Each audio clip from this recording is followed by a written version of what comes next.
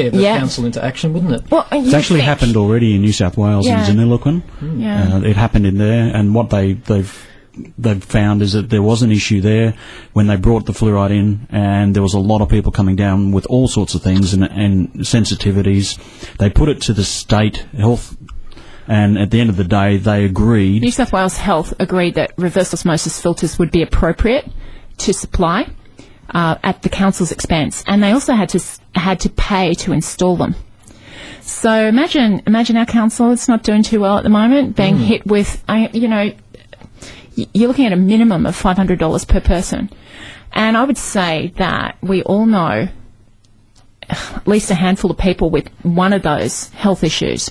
So I just think that doctors need to make themselves aware as well of these issues. When I'm about to ask you what can people do about this if they feel strongly about it, not only the writing the letters, the protesting, but a bit of lateral thinking. Go to your doctor and start hitting the council where it hurts. Yeah, I think once health practitioners start to get concerned and show their concern to the council as well, that has to have an impact. The council keeps passing the buck back to New South Wales Health anyway. State government. Well, it's a state government decision. It is a state government decision. It is, but they're our representatives too, and we've been in touch with our state representative, Peter Bessling, and it's Andrew Stoner on this side of town.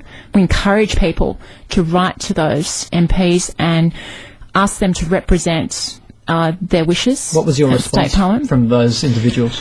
They basically, we actually received a letter back today from Peter Bessling's office, and he's passed this on to Mr. De La Bosca, the State Minister for Health, and also to the GM of the council. The issue for the federal member of this region, in having a meeting with him, he basically stated to me, fluoride's okay, I've been told, it's all okay, there's no issue, it's a lay-down misere, you're just going to get it. Dental Association gave me a call, said not to worry. Cool. This is Rob Oakeshott, is it? Yeah. And at the end of the day, we continue to petition him and send him information. Invite him to meetings. Invite him to the meetings. We invited Rob Oakeshott, Peter Bessling, any council member, Murray Thompson, who's in charge of the water in this region, to come along to that meeting at the library a few weeks ago. None of them attended. Can I just ask you both very quickly, we've got to wrap up, but how do you rate the quality of water here in the Hastings at the moment? Because we don't have fluoride in it yet, so how is it now? How's it stacking up? Not great. We moved from the Gold Coast. We moved to this region because through research we found it to be a pristine area with supposed great water. Needless to say, within 6 months we have a whole house filter on our home. It's quite interesting because the pre-filter for that is a sediment filter, and it's a clear canister, so we get to have a look and see the quality going through. Those pre-filters around the world, these are an American filter system, in general should last you about 3 months.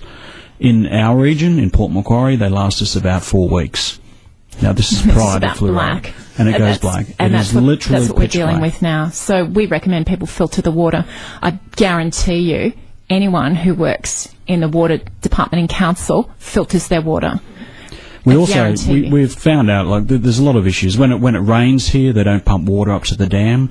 When the tea tree farmers up the river further go along and bleach their trees after pruning, that all leaches down into the river. Would that explain why every now and then I fill up my boy's bath and it's a funny browny tea tree colour? Absolutely. Look, we know an oyster. Happens once or twice. That's definitely a reflection. Mm-hmm. You've both spoken so well tonight and so convincingly, and well, listen, you're speaking my language now, getting people just to at least crack open their minds and absorb some other points of view, because too many people are indifferent around the world, not only in the Hastings region, but this is important and people need to at least go in before they make up their mind about it. So, and I would just like to add that I think it's a great shame that you're having to host these meetings to get people to have the debate, whereas as far as I know, there is no local government initiative to say, let's flesh this issue out and come to a decision as a community. No. They haven't done that. They've just told us what they're going to do. There have been government funding, though, to